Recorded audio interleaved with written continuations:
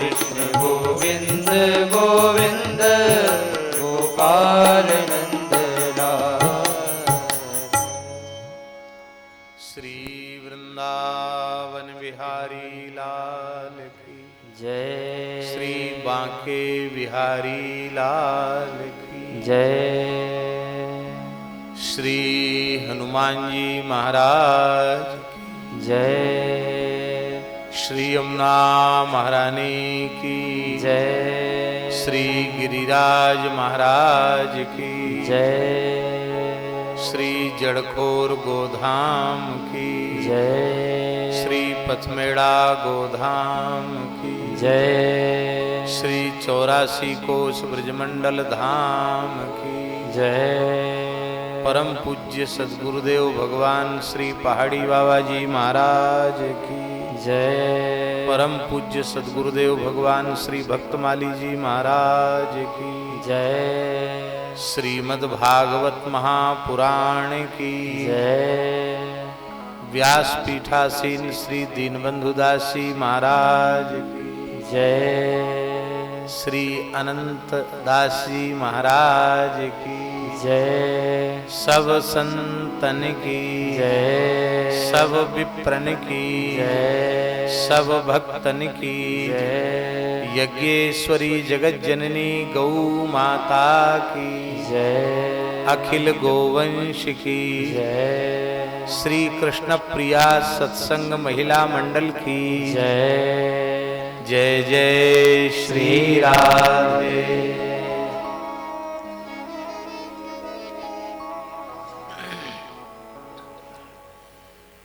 हरिशरणम भक्तवांछा कल्पतरु भक्तवत्सल शरणागत वत्सल भगवान श्री हरि की महती कृपा करुणा से हमें भी कुछ क्षण परम पवित्र धनुर्मास में दीनबंधु दास जी की सरस वाणी से श्रीमद् भागवत की कथा श्रवण करने का सौभाग्य प्राप्त हुआ।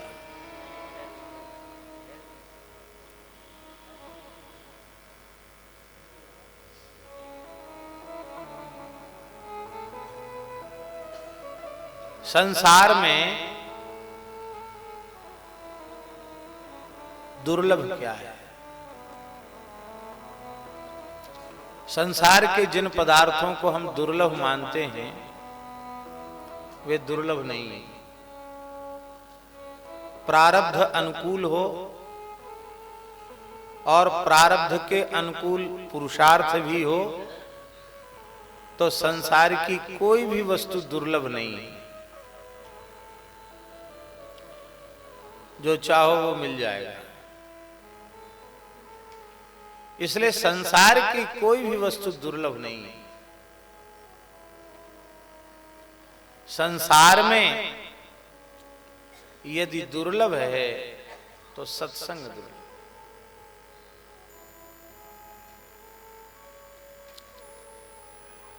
हम लोगों का जीवन ऐसे ही नष्ट होता चला जाता। आयुर्हरति वै पुंसाम उद्यन्नस्तं चयन्नसौ तस्य रते यत्क्षणो नीता उत्तम श्लोक वार्तया।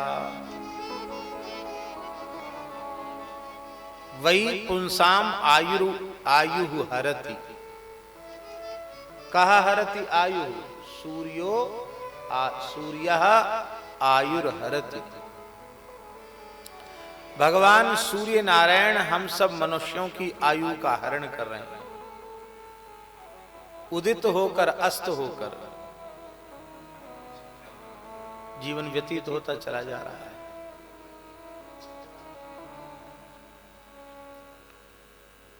दिन बदले रात आई, रात गई, दिन आया, ऋतुएं बदली, मास बदले, वर्ष बदले, ऐसे ही प्रमाद में संपूर्ण जीवन नष्ट हो जाता है।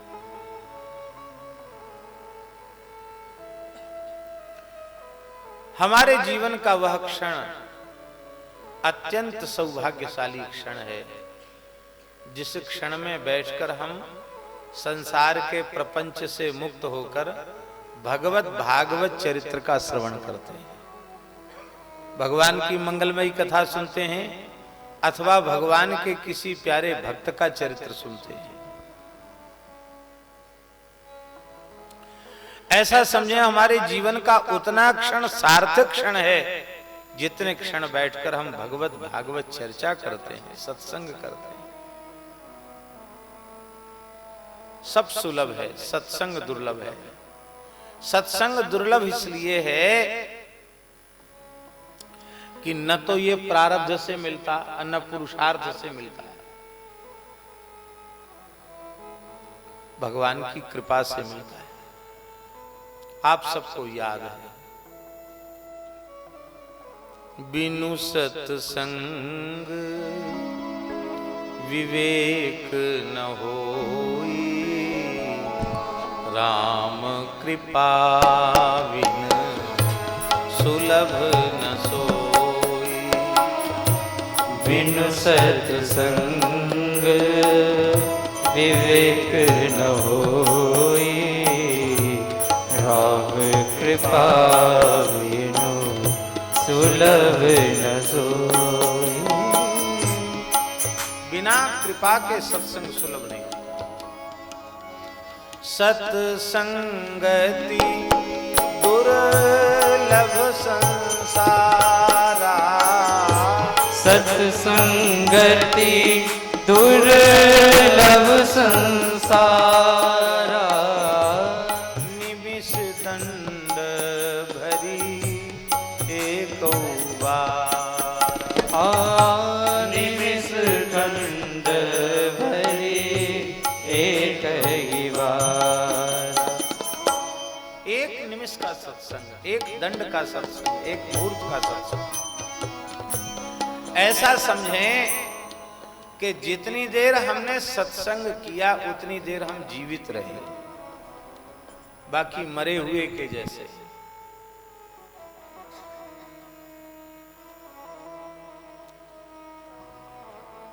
कथा की प्राप्ति और कृष्ण की प्राप्ति ये दो नहीं है, एक ही है। कथा मिल गई मानो भगवान मिल गए।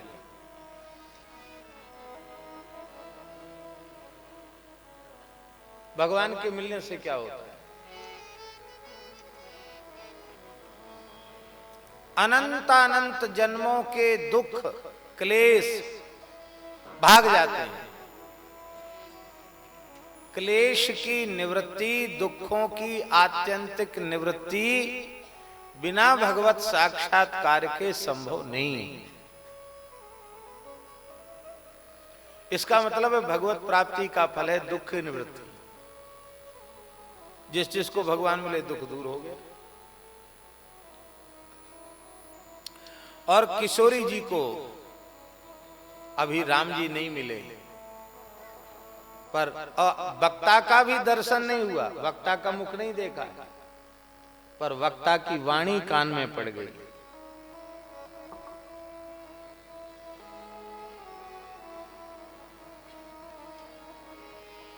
राम चंद्र गुण वरने लागा,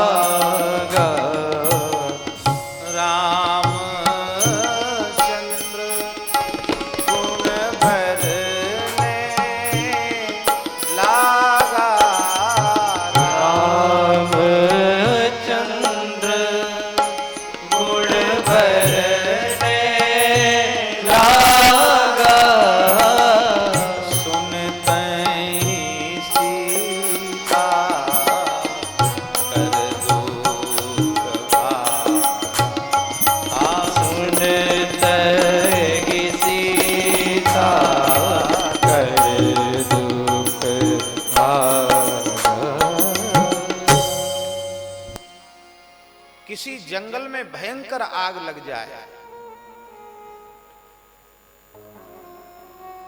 भयंकर दावानल, प्रचंड दावानल,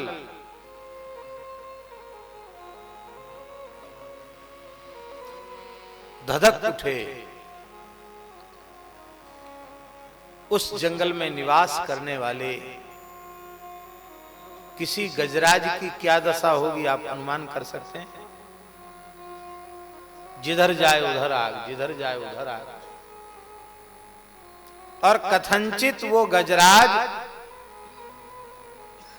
उस धधकते हुए जंगल से बचकर जंगल के मध्य से भगवती भागीरथी गंगा का दिव्य निर्मल प्रवाह चल रहा हो और वो हाथी गंगा जी में कूद पड़े तो बोलिए, उस जंगल में लगी हुई भयंकर अग्नि के ताप से बच जाएगा कि नहीं बच जाएगा? भले ही गंगा जी के तट पर बसे हुए दोनों तटों पर बसे हुए घनघोर जंगल में भीषण आग लगी है, लेकिन जो गजेंद्र, जो हाथी गंगा जी की शीतल धारा में कल्लोल कर रहा है, उसको ताप की अनुभूति नहीं होती। ठीक यही बात है। ये संसार भयंकर जंगल है, भवाटवी है। इस भवाटवी में भयंकर राग द्वेष की आग लगी हुई है और ये जीव मतवाले हाथी के जैसा ही है। जिस दिशा में जाता है वहां जलना ही जलना है, कहीं शांति नहीं मिलती। लेकिन इसी भवाटवी के मध्य से किसी संत रूपी हिमालय से श्री राम कथा की मंदाकिनी, श्रीमद् भागवत की कथा की मंदाकिनी बहती है। उस राम कथा, कृष्ण कथा की गंगा में बहती धारा में जो जीव रूपी मतवाला हाथी डूब जाता है, भले ही संसार जले, पर जो डूब जाता है उस गंगा की धारा में, वो ताप से मुक्त हो जाता है। ऐसे ही जो सत्संग की गंगा में डूब रहे हैं, उनके लिए कलयुग नहीं है, उनके लिए युग की भयंकरता नहीं है। हम आपसे पूछते हैं कि जितनी देर आप लोग इस सत्संग भवन में बैठकर कथा सुनते हैं दीनबंधु दास जी के मुखारबंद से, उतनी देर तक कोई विकार रहता है? काम, क्रोध, लोभ, मोह, मद, मत्सर कुछ रहता है? संसार की कोई उलझन रहती है? किसी के प्रति राग या किसी के प्रति द्वेष होता है? किसी के प्रति असद्भाव होता है? उतनी देर तक आप भाव दशा में किसी अलौकिक राज्य में रहते हैं और कथनचित भगवान नाम रूप लीला हमारे भीतर इतनी गहरी उतर जाए कि आधे क्षण के लिए भी नामरूप लीला सुधा सरिता से हम बाहर न निकलें, तो अब आप विचार कीजिए, उस समय संसार का विकार, संसार की कोई अविद्या माया हमारा स्पर्श करेगी?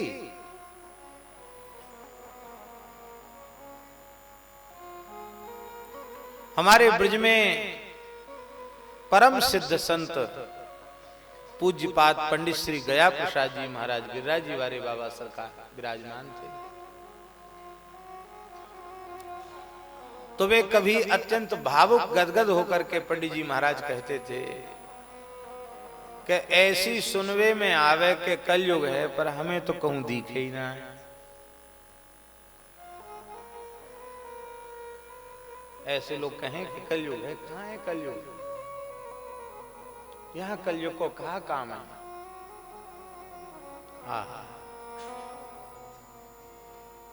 इति नंदादयो गोपा रामकृष्ण कथां मुदा कुर्वन्तो रममाणश्च नाविन्दन् भववेदना। नंद आदि ब्रजवासी, महाराज कंस का शासन था उस समय। किसका शासन था? कब किसकी मौत आ जाए कोई ठिकाना नहीं। बड़ी आफत थी कंस के राज्यकाल में। शायद आज भी वैसा संकट नहीं जैसा संकट कंस के काल में था।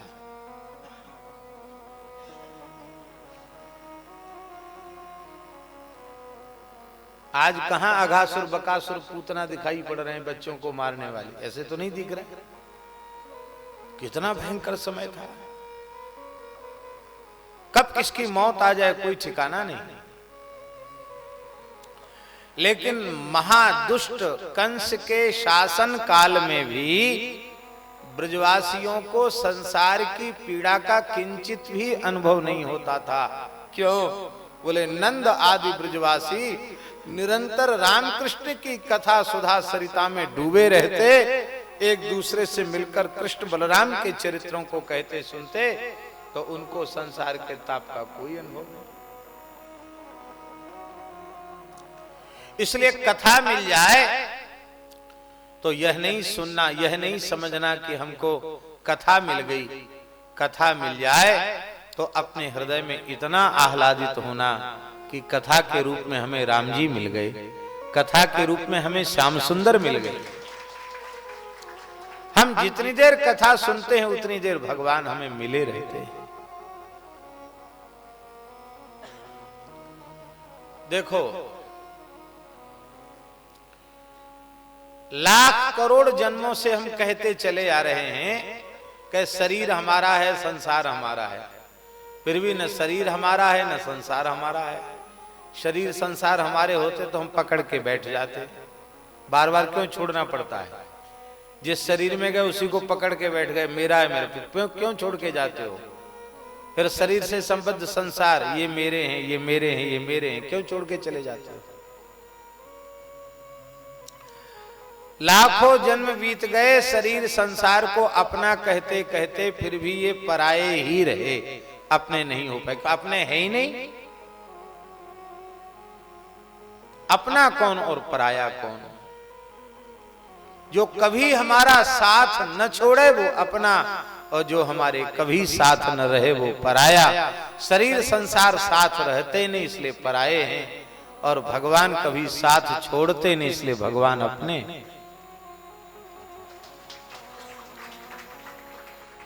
पर शरीर संसार से वैराग्य और भगवान के चरण कमलों में अनुराग कैसे हो? कोई उपाय है? कोई साधन है? भगवत संबंध सुदृढ़ हो जाए, इसका कोई साधन है? इसी का सरल साधन है कथा।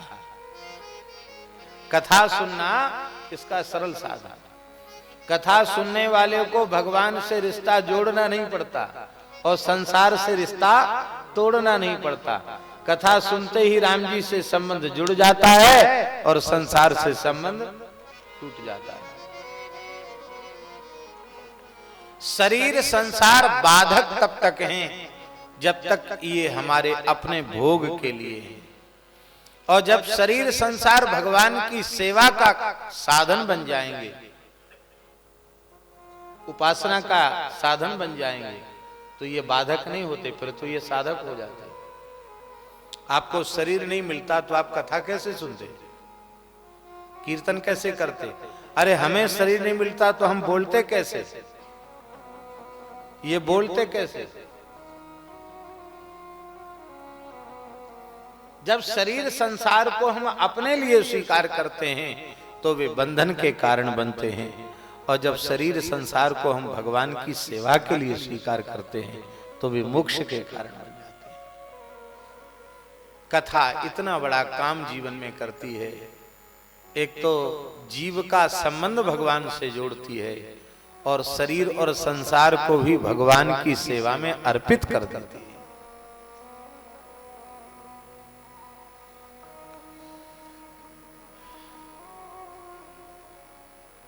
आहा। संत रैदास जी महाराज कह रहे हैं, मैं अपनो मन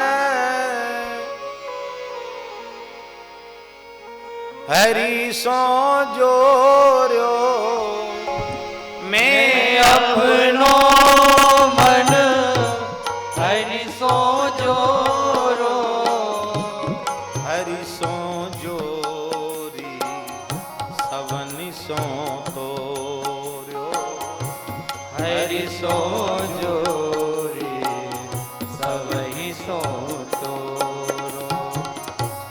मैं अपनो मन हरि सो जोर्यो, मैं अपनो मन हरि सो जोरो, हरि सो जोरी सवन सो तोर्यो, हरि सो जोरी सबनि सो तोरो।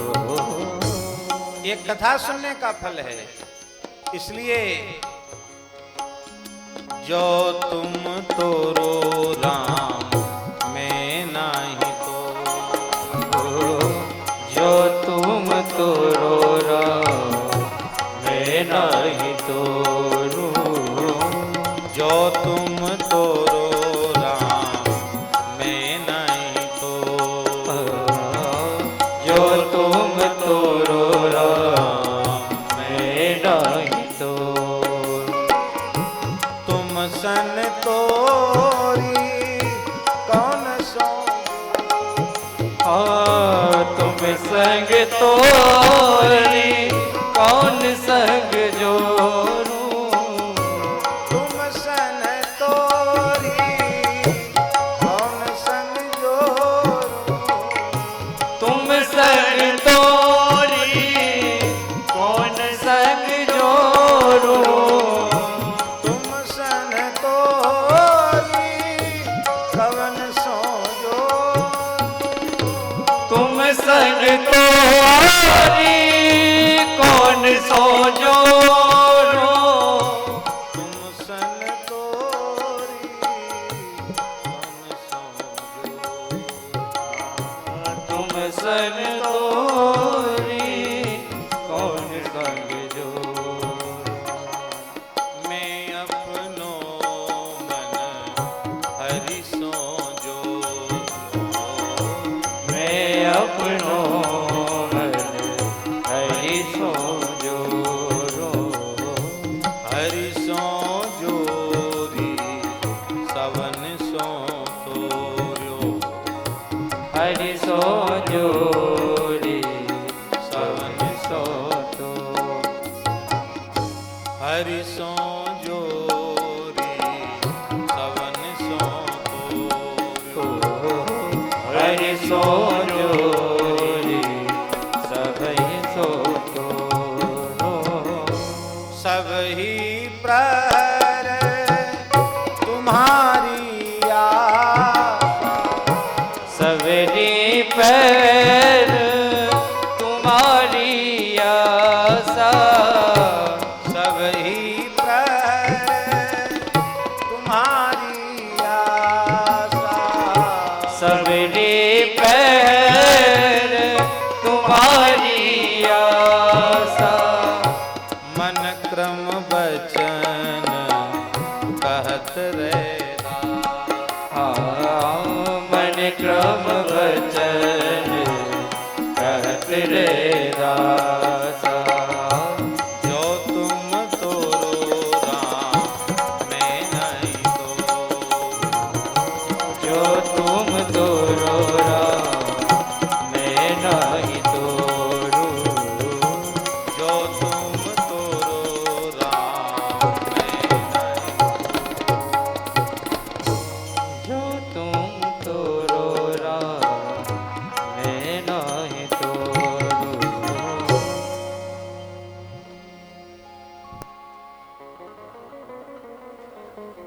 भगवत संबंध सुदृढ़ करती है कथा, भगवत संबंध सुदृढ़ करता है सत्संग। दीनबंधु दास जी हमारे ठाकुर जी के शरणागत हैं, इसलिए इनकी प्रशंसा नहीं अपितु निश्चित इनकी वाणी में संतों का कृपा प्रसाद, संतों का अनुग्रह झलकता है।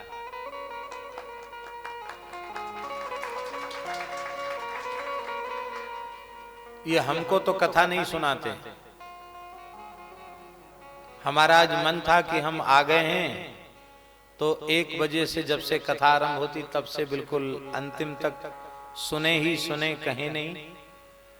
लेकिन ये बोले कि नहीं, सामने बोलने में हमको संकोच होगा, आप तो वहां जहां पंडित जी के घर में रुके हैं वहीं टीवी पर सुन लेना। दिशा चैनल पर प्रसारण हो रहा है और यहां तो थोड़ी देर के लिए कृपा करना। लेकिन हमारे पूज्य गुरुदेव श्री भक्तमाली जी महाराज को भी आपने पूरी कथा सुनाई, उनकी कृपा थी। एक गांव में महाराज जी ले गए, महाराज जी बोले भाई हम तो कथा कहेंगे नहीं, वृद्ध हैं, तुम कथा कहो, व्यास हम ही रहेंगे, कथा तुम कहो। तो इनको कथा के रूप में, व्यास के रूप में बिठाया और कथा श्रवण की। बक्सर वाले परम पूज्य प्रातः स्मरणीय श्री नारायण दास जी भक्तमाली जी मामा जी, वे भी मलुक पीठ में आपकी कथा चल रही थी, आए मामा जी और काफी देर तक कथा में, हम समझते 1-2 घंटा, 2 घंटे के करीब कथा में बैठे और कथा में बैठने के बाद खूब आशीर्वाद दिया और कथा सुनकर बहुत प्रसन्न हुए कि कथा साधु साई है। एक दुनिया साई होती है, एक साधु साई होती है। तो प्रसन्न होकर के गए। तो कथा व्यास भी उत्तम है, उनका भाव भी उत्तम है और इस कथा का जो उद्देश्य है, सब जीवों के हृदय में भगवत प्रेम प्रकट हो, भगवत संबंध सुदृढ़ हो, ये प्रयोजन तो इस कथा का है ही। भगवान की आराध्या उपास्या पूज्या गो माता की सेवा समर्पित भाव से हो, यह भी इस कथा का एक पवित्र उद्देश्य है। हमारे भारतवर्ष के महान गण्यमान्य संत, उनके शुभ संकल्प से ब्रजमंडल में एक आदर्श सुंदर विशाल गौशाला स्थापित हुई है, जो कामबन के निकट है। जड़खोर गोधाम, ब्रज कामद सुरभिवन एवं शोध संस्थान। भगवान कृष्ण बलराम ने वहां गोचारण किया। भगवान की गोचारण लीला में कामधेनु सम्मिलित हुई, इसलिए पुराणों में ब्रज के उस क्षेत्र को सुरभि वन कहा गया और उसके महात्म्य में लिखा है कि यहां आकर जो दर्शन करेगा उसकी कामनाएं पूर्ण हो जाएंगी। तो इसलिए एक वन, एक नाम कामद वन भी रखा। कामद वन, कामनाओं को पूर्ण कर देने वाला वन। और भगवान की गोचारण लीला में सुरभि गाय सम्मिलित हुई, कामधेनु सम्मिलित हुई, इसलिए उसका एक नाम सुरभि वन भी पड़ा। हम लोग सोचते थे कि नाम बहुत छोटा हो, पहले नाम रखा था ब्रजगो अभयारण्य, ये नाम रखा था। पर हमारे ब्रज के एक महान संत, ब्रज की शोभा, ब्रज की विभूति, परम पूज्य प्रातः स्मरणीय कारश्री महामंडलेश्वर श्री स्वामी गुरु शरणानंद जी महाराज, उनकी बड़ी कृपा है। महाराज जी ने कहा कि भले ही नाम थोड़ा लंबा हो जाए, पर पुराणों में इस स्थल का जो नाम है वही नाम रहना चाहिए, पौराणिक नाम रहना चाहिए, जिससे कि इसके इतिहास को जानने की जिज्ञासा लोगों के मन में जगे और ये इतिहास सदा जीवित रहे।